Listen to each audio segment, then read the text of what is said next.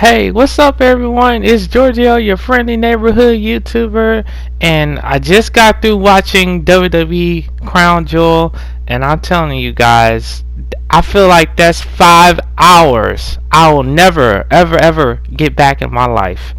Man, that pay-per-view, the booking of this pay-per-view, it really questions my love for wrestling. And you know what? I'm gonna just separate WWE from all the other wrestling that I've grew up watching. This current version of WWE. From all the other wrestling promotions or whatever it is, because this pay-per-view was horrific. It was like watching a horror movie and being cranked on at the same time. It was just ridiculous, I'm telling you guys. I mean, I don't even know where to begin. It's like they completely disregarded what the fans want. They claim that they care about the fans, and I feel like this pay-per-view was just that. This felt like one of those big house shows. They got they got their money. They came in, they did a little something, and that was it. And the fact of the matter is, I'm gonna talk about the World Cup thing. The World Cup thing to determine the self-proclaimed best in the world, which that was a joke too, because you can't have a World Cup tournament claim for the best in the world and wrestling. They must meant WWE, because it couldn't be in the whole wrestling world, because you can have a tournament like this without having AJ Styles or Kenny Omega, Cody Rhodes, or guys like that, Okada. You cannot have a best in the world tournament without those names, and that's just to name a few. And this the thing, they started off the show with Hulk Hogan, and it was really cool to see Hulk Hogan back. It really was. It was really cool to see Hogan back.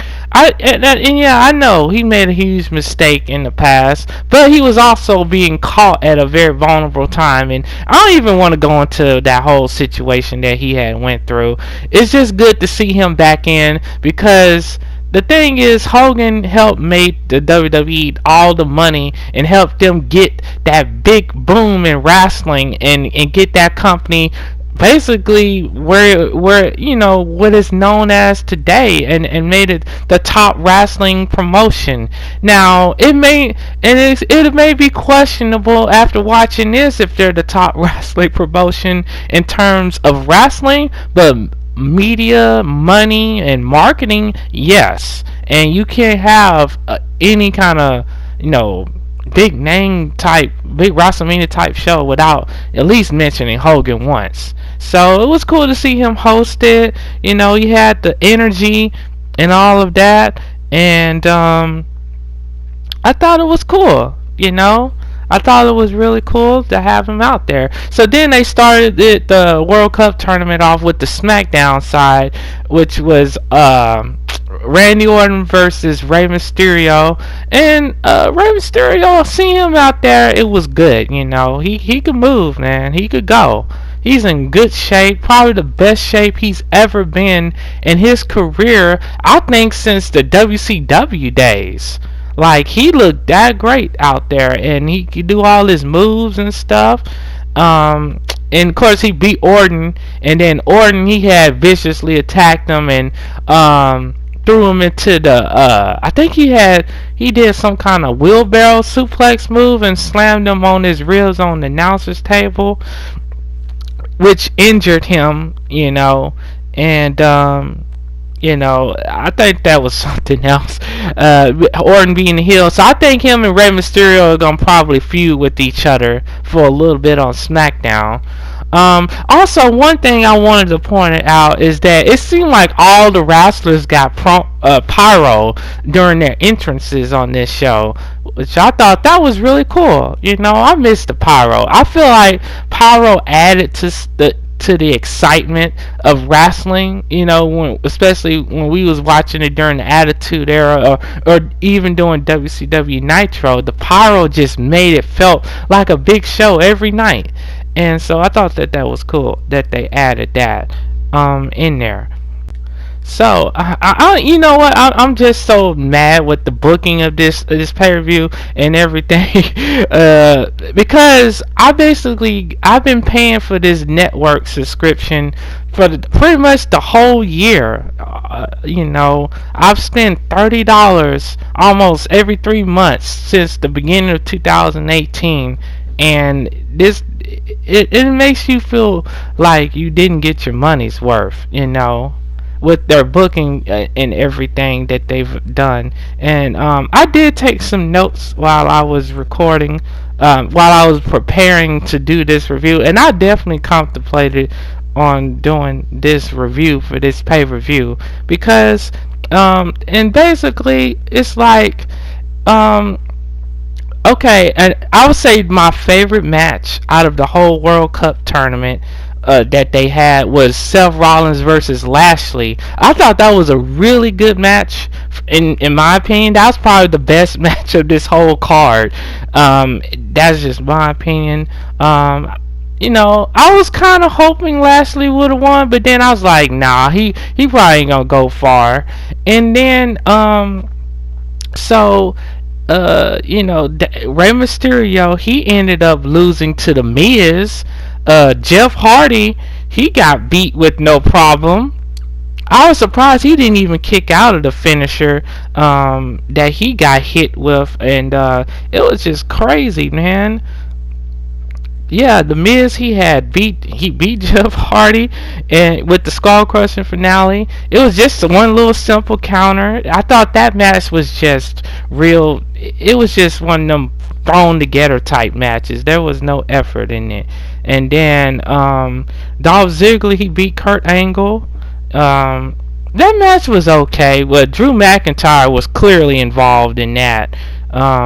Oh, and then they had the Bar versus the New Day. I didn't really care about that match. I honestly didn't. I thought the New Day had a cool entrance when they was coming out on that little this little gigantic magic carpet ride. It felt like I was watching the fair or something. But that match, I just didn't care. The Bar won. Of course, Big Show, he interfered with that one. Then, of course, like I said, The Miz, he ended up beating Rey Mysterio because, of course, Rey Mysterio got hurt early on in the show. And then they had Dolph Ziggler versus Seth Rollins. That match was okay. It wasn't that bad. Of course, Drew McIntyre, he got himself involved in that one too. At least now I could be wrong about the first Dolph Ziggler match on this card, but yeah.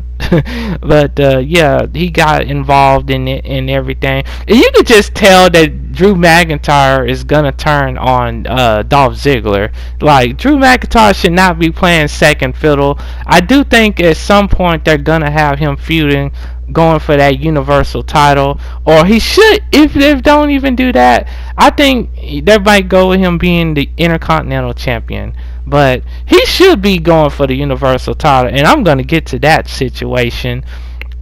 Then they had AJ Styles versus Samoa Joe. I didn't really care about that match. I didn't want to see them wrestle each other because I thought that feud was done. They obviously had to get AJ on this card just because, you know, to make it seem somewhat a little bit special. One of my favorite spots from this match was Samoa Joe threw AJ Styles outside the ring. Then he did this mid-rope elbow or forearm strike, and he threw AJ Styles' ribs and his elbow into the edge of that announcer's table. That was a brutal spot. I know that must have messed up AJ. But they don't need to let these two fight anymore. I was kind of hoping maybe Joe will win the championship here, but obviously they was trying to set up for a Survivor Series thing, which now I'm going to get into that Universal title match. Dude, basically, y'all, they buried Braun Strowman in this doggone match. The match started off with 4 L5s. The fourth one, Brock Lesnar L5 Braun Strowman outside the ring, and then he got back in the ring, and I think Braun tried to do something, and then Brock. Oh yeah, actually, before the L5s, Baron Corbin, he gonna take the Universal title and hit Braun Strowman on the back of the head with it, which that allowed Brock Lesnar to get those 4 L5s. And then, of course, like I said, Braun, he tried to get some kind of offense in, but he basically really didn't get no kind of offense in. He got like a big boot, and that was just a counter, so I can't really consider it an offense or anything. But that wasn't enough to hold back Brock Lesnar. Brock Lesnar just picked him up and hit him with another L5, and that was the end of the match.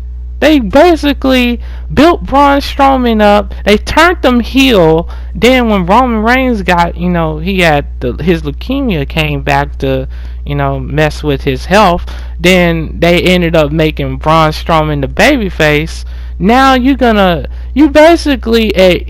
put the belt on a guy that you had your announcers basically disrespect on TV, saying that he's not there, and then you want the fans to cheer for Roman and have Roman talk about how Brock Lesnar doesn't show up, but yeah, you still going to put the belt on Brock Lesnar. You ignore all your fans.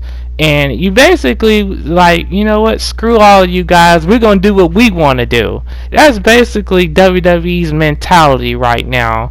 The only reason they'll change something is if some sponsors step in and say, hey, you need to change this. But other than that, WWE is going to always do what they want to do.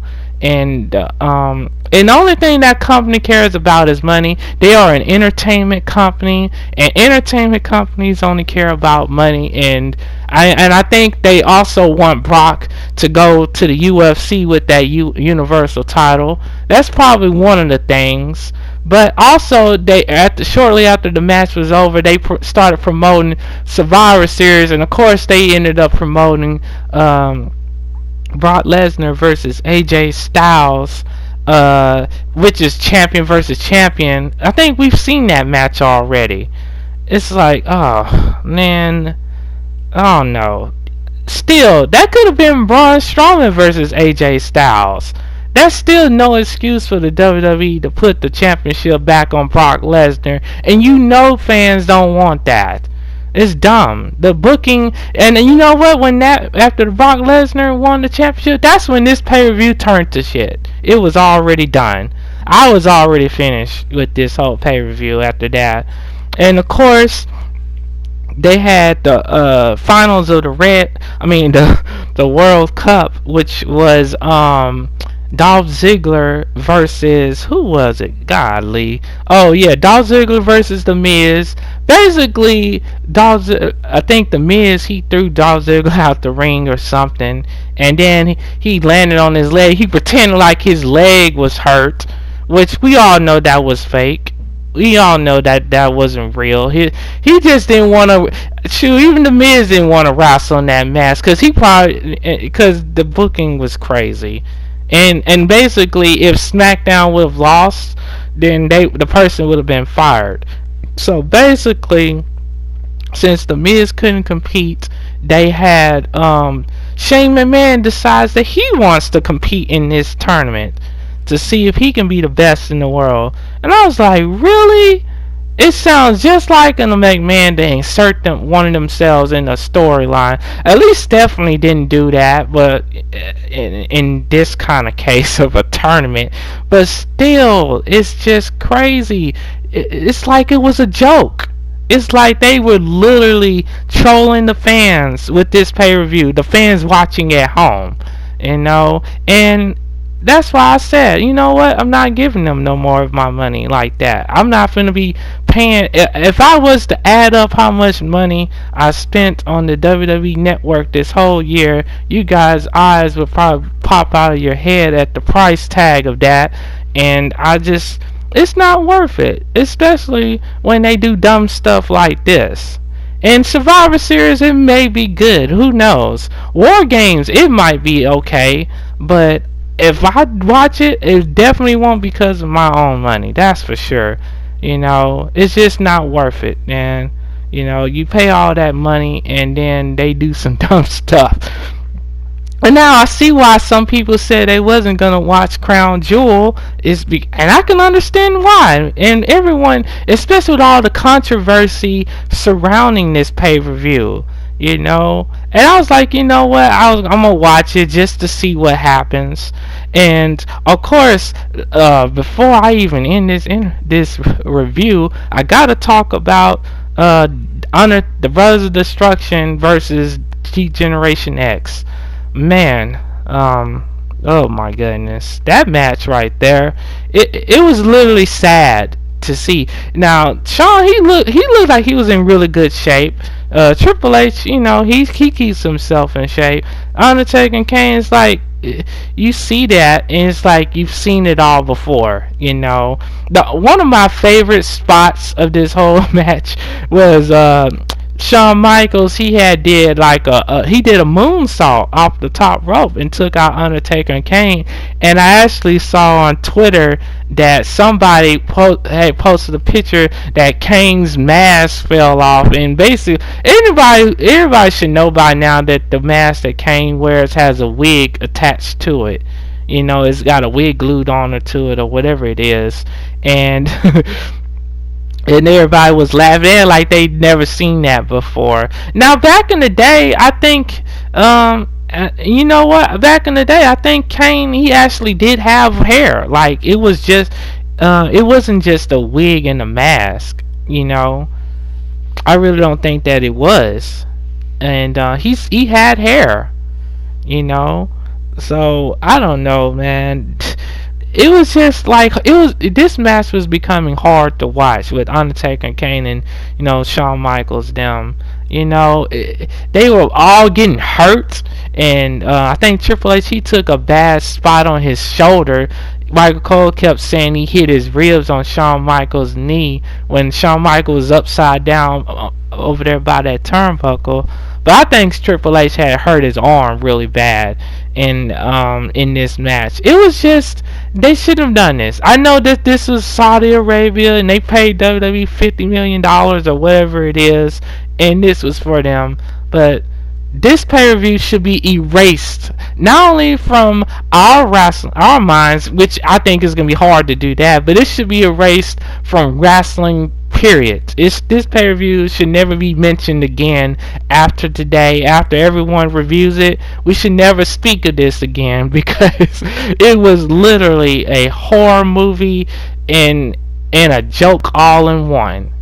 And it makes the company look bad. It really does. It makes them look bad. And I'm just being real with you guys, you know. As somebody who loves wrestling and grew up watching it, this is not the kind of wrestling that I grew up watching it whatsoever. This is a parade. This is this kind of wrestling that they have when they do stupid stuff like this. It makes you question being a fan of them, not the wrestling business, but of them. And it's about time that people be honest about this stuff, you know. If we really want things to get better within that company, we're gonna literally have to stop watching, and that means not watching Raw, because Raw's ratings are gonna go down. They already been going down, and when you have dumb decisions like this, people are gonna stop watching, you know, and that's crazy. And I don't know, y'all. I know I've spent so much time, but hey, I had to get my thoughts out on this because, like I said, there's money being involved. My money was invested into this whole thing, but I'm not going to be doing that no more when I could be using that money for something else, you know. So I'm curious to know what you guys' thoughts are. Yes, I don't know how I was able to summarize a 5-hour pay-per-view like that, because it definitely felt like I was here half of the day watching it. I'm already exhausted. But I promised to do a review of this. One thing I will say, the last thing I will say is at least WWE got WWE Evolution right. They got the women's pay-per-view right. I'm glad that they treated the women right, but there should never be another Saudi Arabia overseas wrestling pay-per-view. If they have another one, I'm not watching it.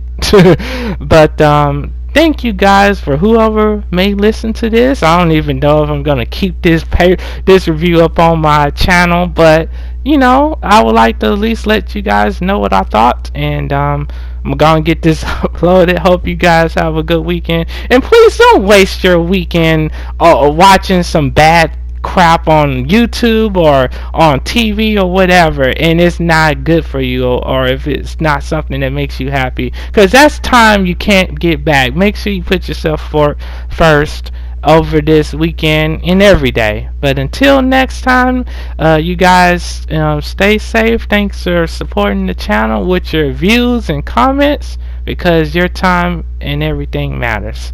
Until next time, be safe and peace out.